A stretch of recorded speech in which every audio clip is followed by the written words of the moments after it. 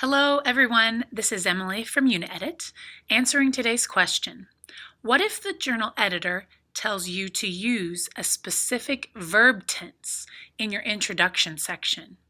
Today's video will be about 4 minutes in length. Imagine that you have just received feedback from your journal editor. You are anxious to make the necessary corrections.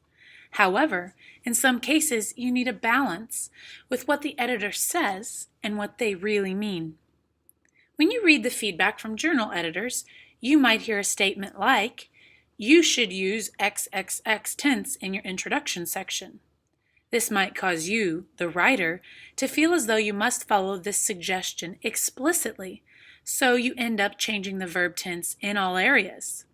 The editor's statement might feel like it contradicts what you learned from your professor or what you read in textbooks. Let me explain what is going on. What the editor is trying to communicate is a bit more complex than just changing verb tenses. When the journal asks for a tense, what they really mean is, the rules of English grammar permit the author to choose from various acceptable verb tenses. Where the rules of grammar allow options for the author, this journal prefers the XXX tense. Although the tenses should be varied, as would naturally occur when communicating in English. So what happens if the journal editor tells you to use a specific tense in your introduction section? Basically, the journal editor's comment should not be taken so literally or directly. To explain, here's an example. This paragraph could be representative of the author's original work. I have highlighted the verbs used in the original piece of academic writing. You can see showed, found, discovered, obtained, argued, and showed again.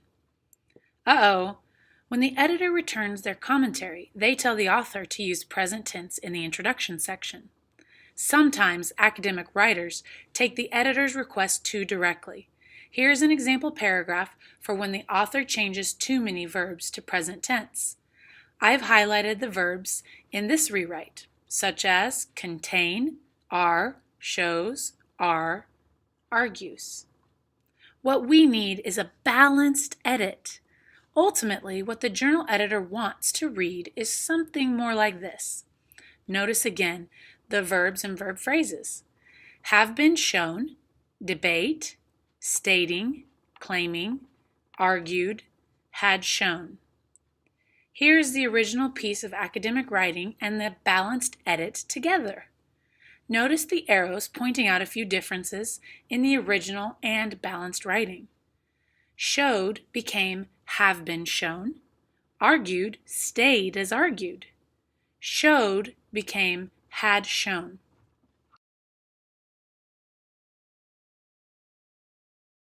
So why is the journal editor asking for this? If the writer begins using a balance of verb tense in the introduction section, this helps to show which literature is still current and valid compared to which literature is becoming or is already old or possibly outdated. This helps to position your research within other research. Although the writer didn't change every verb to the present tense, the overall impression is that the present tense is being used, and therefore that these findings and debates are current and ongoing. That is the goal of the suggestion that the editor made. Keep the findings current. Once again, this is Emily from Uni-edit. We hope you enjoyed this tip. Have a wonderful day.